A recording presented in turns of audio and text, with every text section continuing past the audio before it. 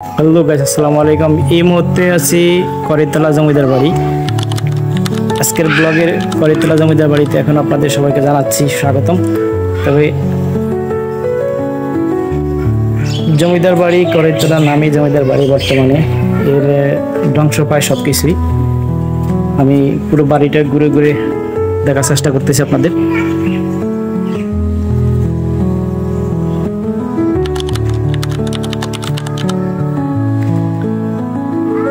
এটাই হলো করিতলা জমিদার বাড়ি।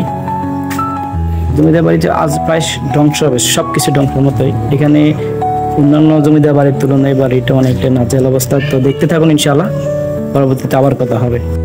জমিদার তথা জমিদার বাড়ি, আমরা এগুলা সবই শুনেছি, কিন্তু এই জমিদারি প্রথা কত সালে কে চালু করেন তা আমরা হয়তো অনেকেরই অজানা।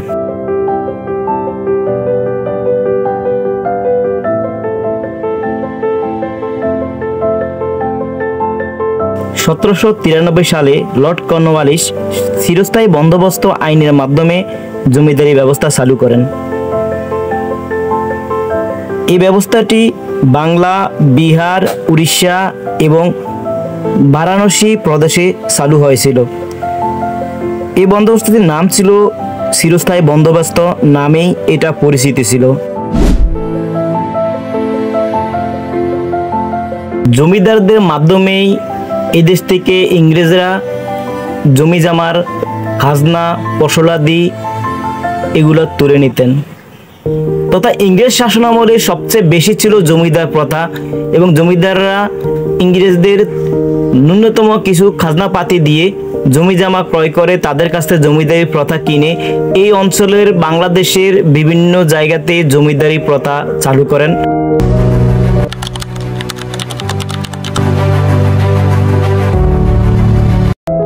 আমার এই ব্লগের মাধ্যমে সিরিয়াল বাই সিরিয়াল কয়েকটি জমিদার বাড়ির কাহিনী, ইতিহাস, গল্প, বিভিন্ন চরিত্র তুলে ধরেছি। তারই ধারাবাহিকতায় আজকে আমি যেই জমিদার বাড়িটিতে এসেছি, এই জমিদার বাড়িটি হলো চাঁদপুর উপজেলার ফরিদগঞ্জ থানার করিতলা জমিদার বাড়ি।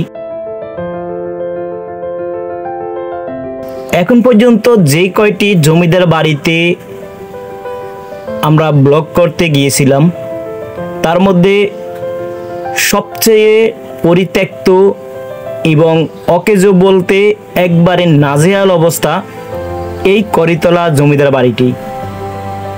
এই জমিদার বাড়িটি এমন এক অবস্থার মধ্যে বর্তমান আছে, যা অন্যান্য সকল জমিদার বাড়ির চেয়ে হাজার হাজার গুণ খারাপ অবস্থার মধ্যে, প্রায় ধ্বংস শেষ অবস্থার মধ্যে এই করিতলা জমিদার বাড়িটি বর্তমানে দাঁড়িয়ে আছে। শুধু চার দেয়ালের ইট, সামান্য কিছু কংক্রিট, এর বাহিরে এই জমিদার বাড়িটিতে আর তেমন কিছু বর্তমানে দেখার নেই।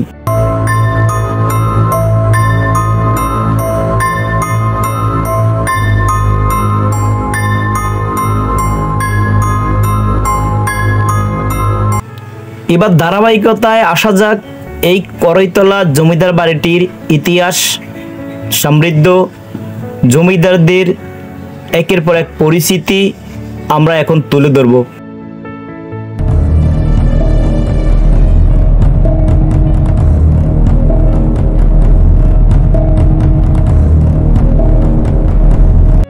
করিতলা জমিদার বাড়ি ফরিদগঞ্জ উপজেলার 175টি গ্রামের মধ্যে একটি গ্রামের নাম হলো করিতলি গ্রাম। আর এই গ্রামেরই রয়েছে ইতিহাসের সাক্ষী হয়ে দাঁড়িয়ে থাকা ঐতিহ্যবাহী এক জমিদার বাড়ি। করিতলি বাজারের দক্ষিণ কোণের পশ্চিম দিকে অবস্থিত এই জমিদার বাড়ি, যা এখানে সাধারণ মানুষের কাছে বাবুর বাড়ি নামেই বেশ পরিচিত।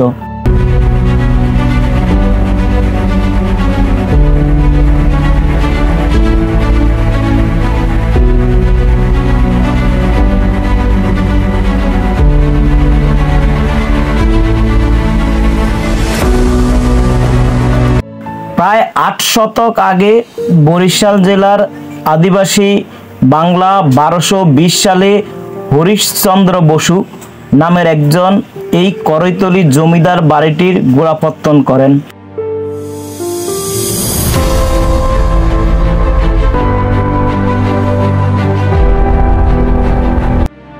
এই হরিশচন্দ্র বসুদের আগের পদবী ভট্টাচার্য ছিল। পরবর্তীকালে তা হরিশচন্দ্র বসু নামে নিজে পরিবর্তন করে পদবীকরণ বসু পদবী ব্যবহার করেন। তিনি নিলামের মাধ্যমে এই জমিদারি ক্রয় করেন এবং প্রায় 70 বছর ধরে এই জমিদার বাড়ির জমিদারির করার পর মৃত্যুবরণ করেন।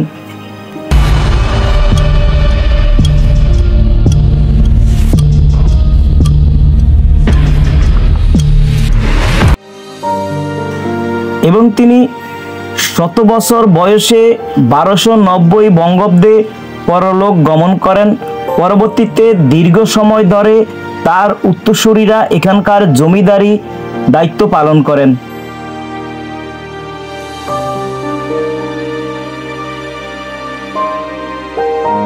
কথিত আছে এই জমিদাররা ছিলেন অনেক অত্যাচারী এবং জুলুমবাজ শাসকের সর্বোত্তম ছিলেন এই জমিদাররা। জমিদার বাড়ির সামনে দিয়ে সাধারণ মানুষ জুতা পায়ে দিয়ে ছাতা মাথায় দিয়ে হাঁটতে পারত না। এই বংশের সবচেয়ে অত্যাচারী জমিদার ছিলেন উমেশচন্দ্র বসু।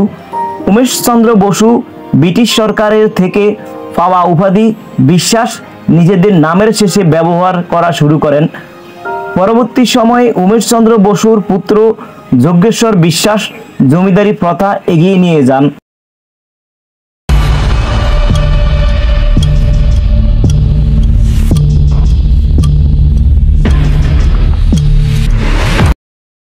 এই বংশের জমিদার যে জমিদার পুত্র ছিলেন উনি ইংরেজ শাসকদের কাছ থেকে বিশ্বাসযোগ্যতা অর্জন করার পরে তাকে বিশ্বাস তথা বিশ্বাস যে খেতাব তা উপাধি দিয়ে থাকেন ইংরেজ শাসকেরা এবং পর্যায়ক্রমে ওনার 2 পুরুষ এই নামের শেষে বসু নামের শেষে তারা টাইটেল ব্যবহার করেন বিশ্বাস।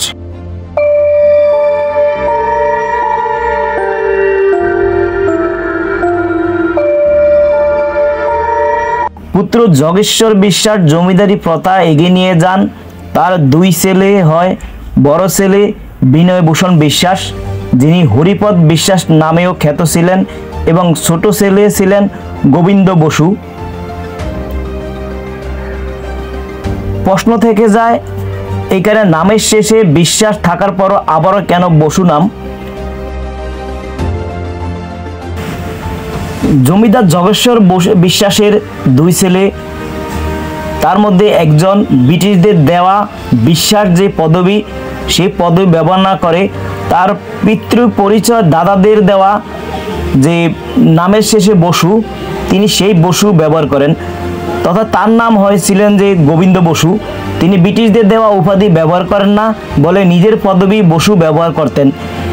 এই সময় জমিদার বাড়ির উপরে শত্রুদের আক্রমণ ঘটলে বিনয়ভূষণ বিশ্বাস নিজের স্ত্রী পুত্র ও তার একমাত্র কন্যাকে নিয়ে প্রথমে ঢাকা জেলার অন্তর্গত কলাগাছিয়া গ্রামে কিছুকালের জন্য আত্মগোপন করে থাকেন।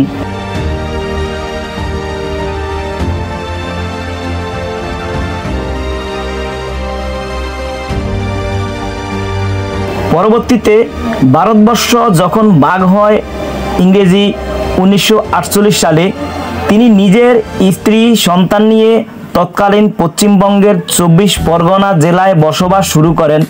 ভারতবর্ষ ভাগের পর ইংরেজি 1951 সালে শেষ জমিদার গোবিন্দ বসুর হাত ধরেই এই জমিদার বাড়ির পতন ঘটে।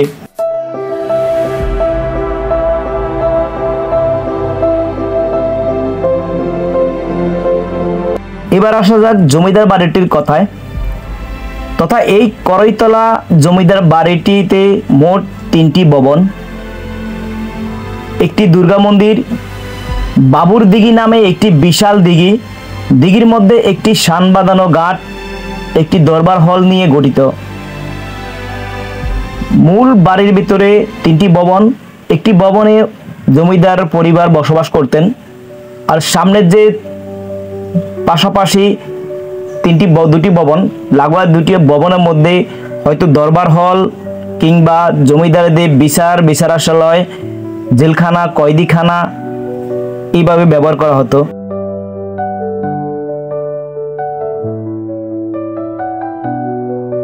লোকমুখে শোনা যায় এই জমিদার বাড়িতে কারাগার ছিল এবং মূল 1 নং ভবন ও 3 তলা ভবন আর 2 ও 3 নং ভবন ছিল দোতলা বিশিষ্ট।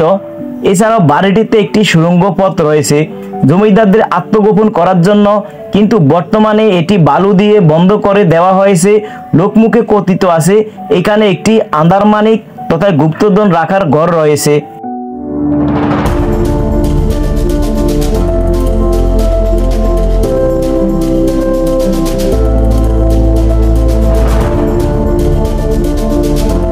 বর্তমানে যে বাড়ির অবস্থা জরাজীর্ণ, কোথাও দেয়ালের খসে পড়া কংক্রিট, কিছু কিছু জায়গায় পটল ধরে ইট সুরকি খুলে পড়ে যাচ্ছে। অত্যাচার নির্যাতিত রাজা বাদশারা আজ এই ভবনে নেই। হয়তো অনেক প্রজাদের আত্মনাদ এখানে ছিল অনেক প্রজার চোখের পানি।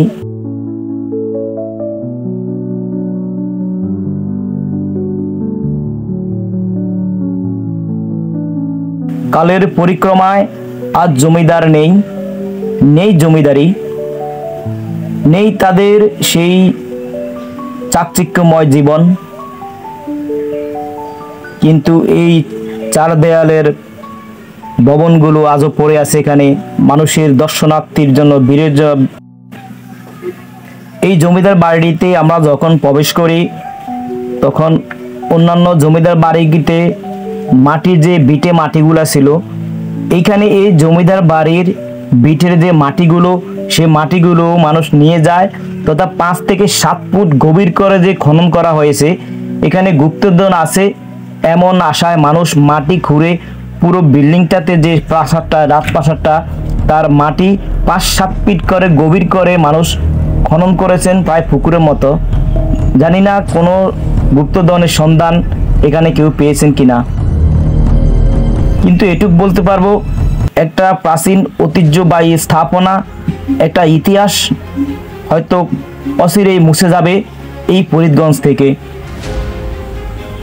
জরাজীর্ণ দোতলায় আমরা যখন প্রবেশ করি ধীরে ধীরে, সেই দোতলাতে যেখানে জমিদাররা ছিলেন রাত্রি যাপন করতেন, সেই দোতলাতে এখন ছাদের উপরে যে কংক্রিট তা খসে পড়ে যাচ্ছে।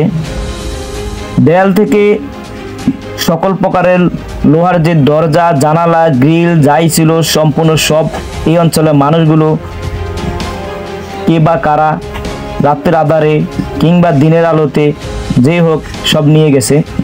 তথায় শুধু এখানে এখন একমাত্র ইট ছাড়া অন্য কোনো কিছু দেখা যায় না। কড়াইতলা জমিদার বাড়ি, দোতলা ছাদে এখন আমি। আসলে একসময় হয়তো জলস ছিল, সৌন্দর্য ছিল, নান্দনিকতা ছিল, সব কিছু ছিল। কালের বিবর্তনে সব কিছু হারিয়ে গেছে। জমিদারদের কেউ নেই, তাই জমিদার একটিও নেই। এখন আমি আছি জমিদার বাড়ির দোতলাতে, আর এই পাশ দিয়েছে ওনাদের 3য় তলা যাওয়ার যে সিঁড়ি, এই 3য় তলা যাওয়ার এই সিঁড়ি এখান দিয়ে দোতলার ছাদে এখন আমি।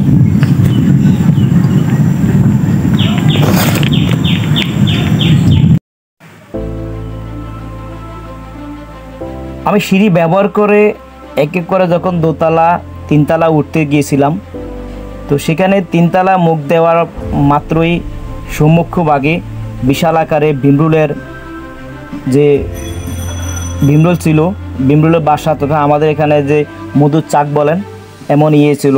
কারণ এখানে মানুষের বসবাস করার মতো কোনো কিছু নেই।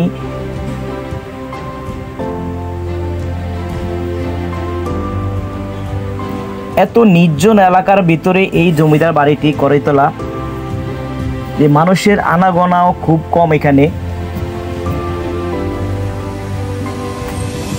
পৃথিবীর বিভিন্ন দেশে এইসব ঐতিহ্যবাহী স্থাপনাগুলো সরকার লক্ষ লক্ষ টাকা দিয়ে সংরক্ষণ করেন এবং মানুষের দর্শনার্থীদের দেখানোর জন্য তা উন্মুক্ত করে রাখেন। এই প্রথা বাংলাদেশের চালু নেই, আমাদের দেশে ইতিহাসকে খুব দ্রুতই মুছে দেয়। যেমন এই জমিদার বাড়িগুলো, এক একটা জমিদার বাড়ি এক একটা ইতিহাস নিয়ে দাঁড়িয়ে আছেন। সেই ইতিহাসগুলো ধীরে ধীরে হয়তো মুছে যাবে, এই ইতিহাসগুলো হয়তো ধীরে ধীরে মানুষের মন থেকে চলে যাবে। প্রত্যেকটা বাড়ির এক একটা গল্প কাহিনী মানুষের মুখে মুখে হয়তো বা শোনা যাবে, কিন্তু বাস্তব চিত্রে আর এইসব বাড়িগুলো আমরা দেখতে পাবো না।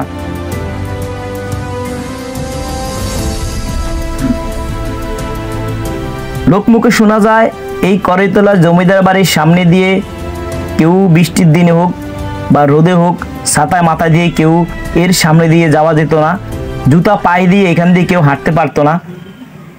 এমনই নিষ্ঠুর প্রকৃতির লোক ছিল এই কড়াইতলা জমিদার বাড়ির জমিদারগণ। আমি বাজে একটা অভিজ্ঞতার মুখে এখানে সম্মুখীন হয়েছি বাড়িতে ভিডিও করতে এসে, যা বলার মতো না। তথায় ভূত প্রেত আমার বিশ্বাস নেই, কিন্তু এই বাড়িটিতে দোতলার নিচ পাশে যে রুমটা ছিল ওই রুমের মধ্যে আমি যতবারে ক্যামেরা নিয়ে ভিডিও করতে গিয়েছিলাম প্রত্যেকটা বারে আমার ফ্ল্যাশ লাইট বন্ধ হয়ে গেছে এবং আবার যখন বের হয়ে আসছি তখন অটোমেটিকলি ফ্ল্যাশ লাইট আবার অন হয়েছে। মানে ভিডিও করতে আমার এতটাই কষ্ট হয়েছে যা বলার মতো না, যে মনে হচ্ছে এখানে কেউ একজন আছে বা তিনি চাচ্ছেন না আমি এখানে ঢুকি ভিডিও করি, এমন কোনো কিছু। দেওয়াল খসে খসে পড়ে যাচ্ছে। এই কড়াইতলা জমিদার বাড়িটি জমিদারদের সাথে সাথে নিজেরও মৃত্যুর দিনক্ষণ অপেক্ষার পালায়, কখন যে মিশে যাবে মাটির সাথে। এই এক জমিদারি অত্যাচারী জুলুমবাজ জমিদারের ইতিহাস।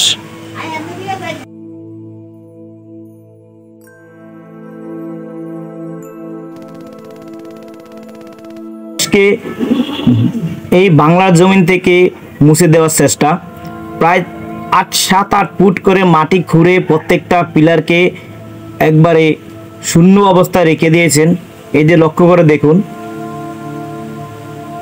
আর কোনো জমিদার বাড়িতে আমি এমনটা দেখি না। আমরা জমিদার বাড়ি থেকে এখন বিদায় নিতেছি ইনশাআল্লাহ। জমিদার বাড়ির অন্য কোনো জমিদার বাড়িতে আবার আমাদের সামনে কথা বলবো বা অন্য কোনো স্থাপনাতে।